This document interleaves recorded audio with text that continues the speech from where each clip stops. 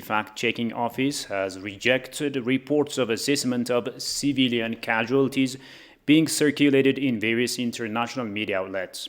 In a statement issued, the office said that the reports are unsubstantiated and suffer from unfortunate political motives. The government of Ethiopia regrets any casualties to civilians during the law enforcement operations. Even one death of an innocent civilian is too many, the statement added. The fact that we have not found ourselves with significant civilian casualties is a testament to the careful planning and professionalism of our defense forces, it stated.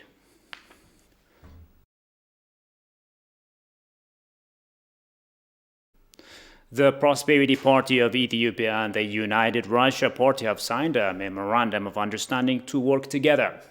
The agreement was signed by Bikela Hurisa, PP's head of public and international relations, and Andrei Klimov, United Russia's party deputy head of international relations.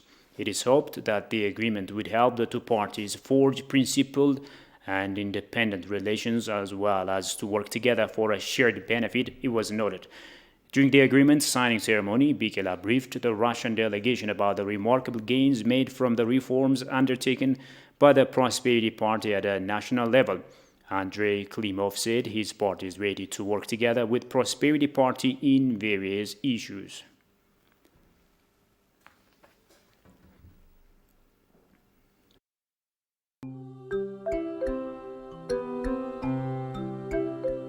This is Professor Hirut Woldemariam. I'm Ethiopia's candidate for African Union Education, Science, Technology and Innovation Commission Commissioner position. I believe that there is no greater calling than serving the advancement of Africa in its aim to become peaceful, prosperous, integrated and globally influential continent. The Africa we want can only be realized through quality, relevant and inclusive education. And we Africans deserve a much higher quality of life. And science, technology and innovation is essential to ensure sustainable growth in the continent. And this is the way to realize the Africa we want.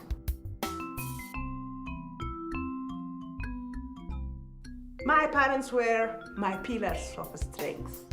My father, who was a graduate of Addis Ababa University and a high school teacher of African geography and history, has been telling me all about the power of education. That has left an incredible impression on me regarding Pan-Africanism and African Renaissance since childhood. And my mother was a spiritual and always optimistic.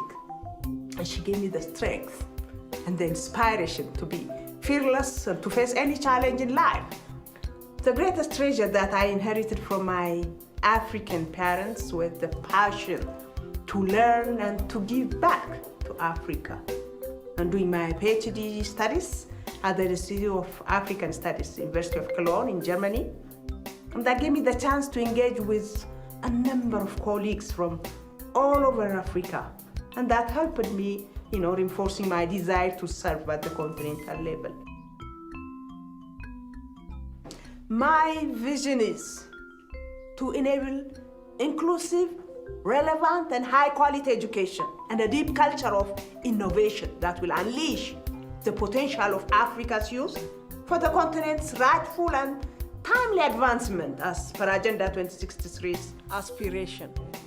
My vision is to unleash African minds and the indigenous knowledge of our ancestors so that poverty becomes a history of the past, to empower our youth, to convert society's problems into opportunity and innovation. The AUESTI, which I'm aspiring to lead, is a key center of transforming the continent into the global powerhouse of the future. Now, Deputy Prime Minister and Foreign Minister of Ethiopia, Demeke Mekonnen, calls on the government and other pertinent bodies to support and nominate Professor Hirut Woldemariam, considering her outstanding professional competence and ethical behavior that would make her a perfect candidate to run for the post of African Union Commissioner of Education, Science, Technology and Innovation. Despite being a founder member of the organization, Ethiopia has never assumed a commissioner position at the AU, he has said. Sintayo Tamrat reports. The Ethiopian Ministry of Foreign Affairs has hosted an event to introduce Professor Hirut Weldemariam to heads of mission of African countries and other regional and global organizations. The session celebrated achievements of Professor Hirut Weldemariam, who is running for the position of AU's Commissioner for Education, Science, Technology and Innovation. Addressing the gathering, Deputy Prime Minister and Foreign Minister Demeqe Mekonnen commended the AU commitment to address the continent's development challenges. He appreciated Professor Hirut Weldemariam, who has fostered portfolio to emerge in the candidate list of commissioner position to serve Africa. Demeqe also lauded Hirut's contribution in multidisciplinary research and publication. She has a rich experience in the portfolio as academician, as a scientist, as a leader, as a reformer, and as a member of public diplomacy group. I believe her qualities and experiences so far make her the best fit not only to lead the Commission, but to use it to serve the advancement of our continent. She has spent her life breaking invisible glass ceilings and achieving numerous firsts as a pioneer woman in leadership and holding highest academic rank. She has proven being multitasked and succeeding in all platforms, engaged in international research networks, and published about 36 peer-reviewed articles in international academic journals on a range of subjects. Mentioning Ethiopia has never assumed a commissioner position in the AU, though it is a founding member of the organization, Demeqe underlined this is time to Ethiopia to serve the continent through that position. Being a founding member of our prestigious institutions, OAU, AU, and hosting the institutions in Addis Ababa, Ethiopia has never got the opportunity to take part in a high position. Ethiopia has presented an eminently qualified full professor candidate endowed with rich experience in the portfolio as an instructor, researcher, publisher, leader, and creating networks. Expressing her visions to the audience, Professor Hirut said she has a plan to avail inclusive, Africa-relevant education for all. Our education, science, and technology, it has to fit. It has to align with the socio-economic demands of the continent. We have to make sure that it aligns well, that we are producing graduates who can fit to the 21st century job market, globally and continentally and nationally as well. We have to make sure that we are nurturing innovation and technology that solves our problem, that changes quality of lives of our society.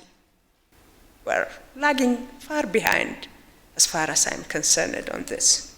My vision is, Excellencies, to enable inclusive, Africa-relevant and high-quality education for all, and to foster Africa-relevant, deep culture of innovation and technology that can unblock the potential of African youth. Ethiopia's eminent historian, Professor Bahru Zaude, for his part, congratulated Hirut on her candidature and mentioned few of her contributions to the academic arena. The third point is about the crisis of African higher education, which she wants to address. I think she's probably the best person to address it. In March 2015, there was a big conference, international conference on higher education in Dakar, organized by CODESRA and Trust Africa. I happen to be a member of the organizing committee. Something like over 500 participants came, and it lasted something like 3 days, and a number of recommendations. A big, major declaration was made at that time on issues of differentiation, in issues of research, equitability, equitable access, and all that kind of time. And that declaration actually was taken by the president of Senegal, who was one of the hosts. to the African Union meeting in Johannesburg in June the same year. But not much has been done after that, particularly at the level of dissemination at the country level and implementation of the very important recommendations, including action plans. So this is probably going to be your first task when you assume the office, as I hope you would. Finally, she has been first in so many respects, but I think there's one first that remains. That's to be the first Ethiopian to be AU commissioner. Ethiopia is not only the founding member, Ethiopia is the founder of the OAU. If it were not for Emperor Haile Selassie, the OAU would not have existed.